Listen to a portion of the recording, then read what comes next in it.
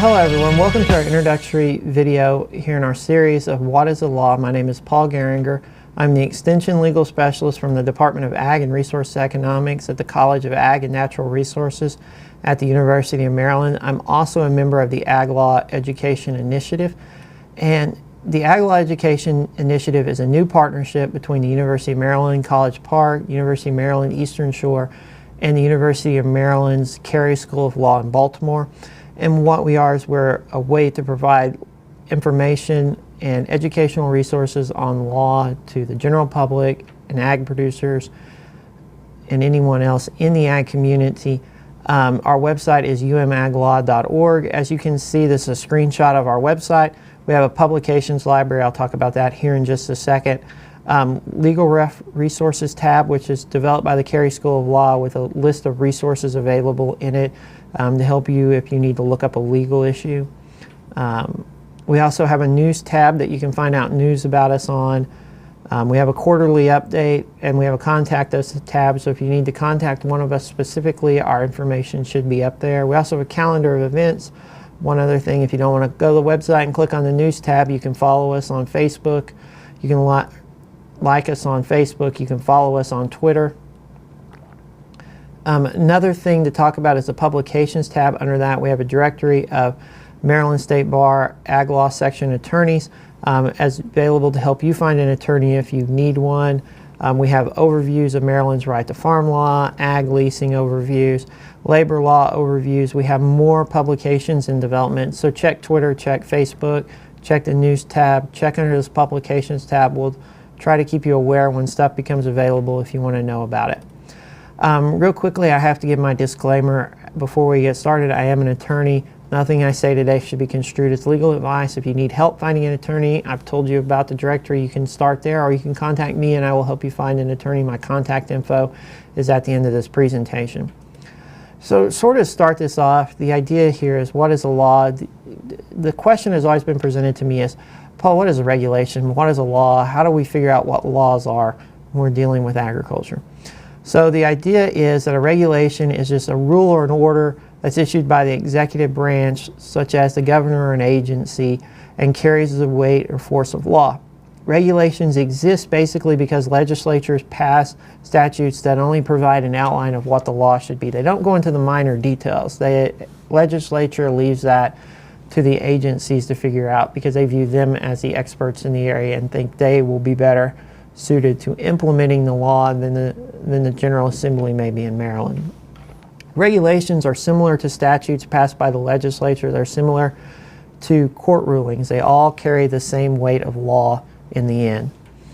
So the idea is, how is a regulation made? Well, as I talked about, legislatures are going to pass a statute, the governor is going to sign it, and then that statute goes to the proper agency to start developing the regulations to implement that law. So to develop this is going to require the agency to collect data, hold hearings, find evidence to determine what is the best way to implement this statute. The agency will then draft up what they think the proposed regulations will be, and then they're going to publish them in the Maryland Register, and the public will be allowed 30 days to comment on the proposed regulations at a minimum. That could be extended past 30 days. It could be longer, but it can't be shorter than 30 days. So then at the end of that comment period, the agency comes back and reviews all the comments they got. They may get some comments, they may get no comments. It's just going to depend on how controversial the regulation is when they're implementing it.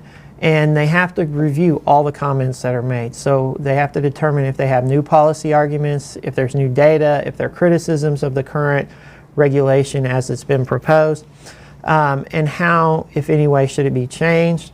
And then once they do all that, they have three options. They can make no changes based on the comments. They can make changes, but the state attorney general can certify that the changes were not substantial, and that certification has to be published in the Maryland Register. And if the changes are substantial, then they have to start the process over again.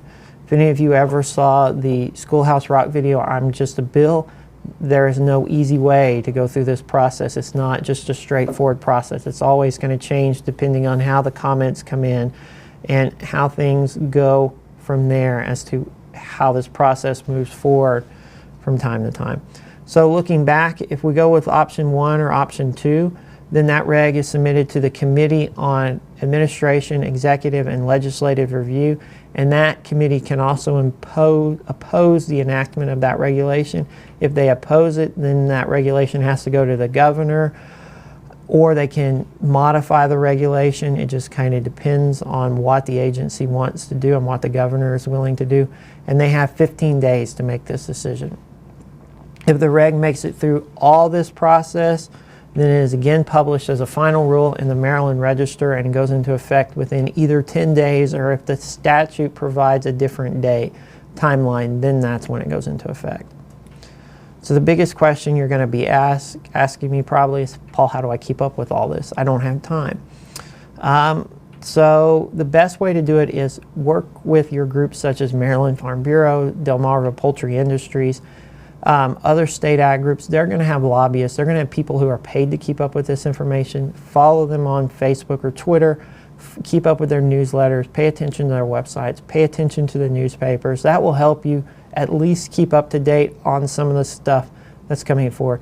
Be willing to write the agency. It doesn't matter if you're for the regulation or against it. Just be willing to comment to the agency on how you see this law impacting you, your business, whatever it is. This is typically the best way for you to get involved in the system and make sure your voice is heard. Another way to keep up, this is a blog that's at aglaw.umd.edu. This is something that Ashley Newhall, another legal specialist at College Park, and myself do. We try to post when comment periods are open. We don't always do the best job at this. Why? Because we have a lot going on too, as you do.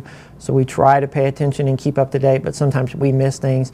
And at the same time, if it is something we know is going to impact the ag community big time, we try to post up there information that's unbiased and lead you to resources to where you may be able to sit through and work through the information yourself and see how it's going to impact your operation.